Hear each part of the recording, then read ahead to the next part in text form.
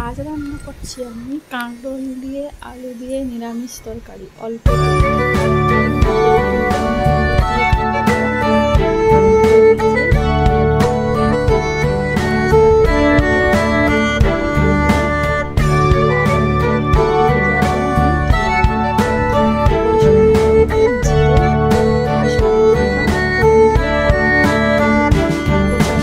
অনেকক্ষণ নাড়াচাড়া করতে থাকবো।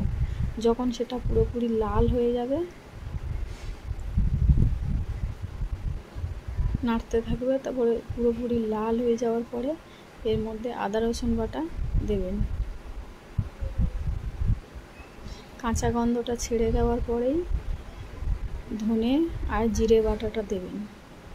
এর মধ্যে টমেটো এই জন্যই দেবেন না, টক দই দিতে পারেন, টমেটো দিলে একটু টক টক লাগে তাই দেবেন না, নিরামিষ তরকারি তো। তারপরে দিলাম হলুদ আর নুন।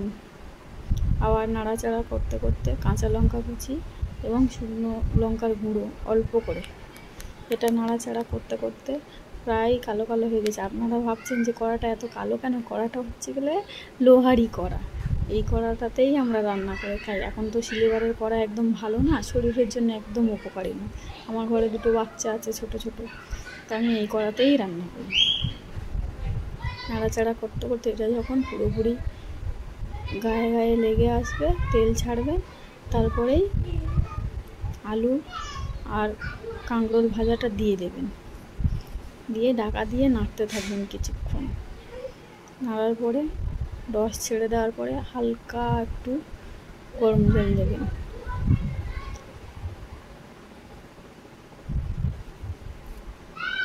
নাড়তে নাড়তে একটু ভেপে যাওয়ার পরে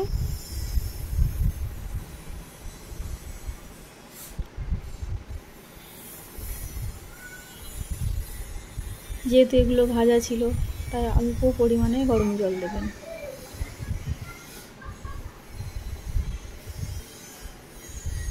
দিয়ে ঢেকে দেবেন।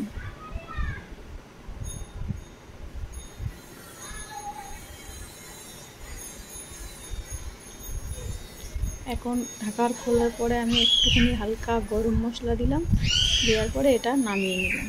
একবার খেয়ে দেখবেন, খাওয়ার পরে বিশ্বাস করতে পারবেন না যে এটা কাঁকরোল না অন্য কিছু।